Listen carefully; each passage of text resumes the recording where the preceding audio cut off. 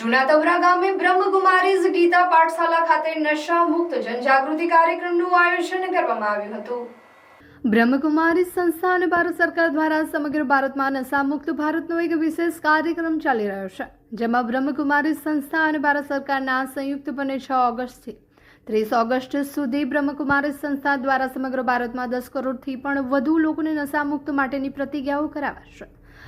ત્યારે હાલ બ્રહ્મકુમારી સંસ્થા દ્વારા સમગ્ર ભારત દેશમાં સ્કૂલ, કોલેજો, ગ્રામ્ય વિસ્તારો અને શહેરી વિસ્તારોમાં લોકોને વ્યસન મુક્તિ માટેના વિશેષ સંદેશાઓ અને માર્ગદર્શન આપી રહ્યા છે, જે અંતર્ગત ભરૂચ તાલુકાના જૂના તવરા ગામે બ્રહ્મકુમારીઝ ગીતા પાઠશાલા ખાતે બ્રહ્મકુમારીઝ દ્વારા વિશેષ નશા મુક્ત જનજાગૃતિ કાર્યક્રમ યોજાયો હતો।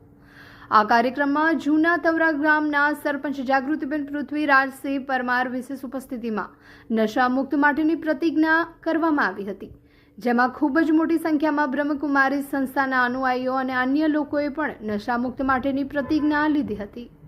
પોતા વ્યસનથી એટલા બધા ગ્રસ્ત કુટીઓથી એટલા બધા ગ્રસ્ત થઈ ગયા હોય, એટલી બધી કુટીઓ એમના પર સવાર થઈ ગઈ હોય, એ કુટીઓને પોતે છોડવા માંગે છે છતાં પણ છોડી શકતા નથી, તો એ પણ બેચેન છે। તો શું આવી પરિસ્થિતિમાં આપણે ખરેખર સ્વતંત્ર કહેવાય? બોલો છો, કહેવાય?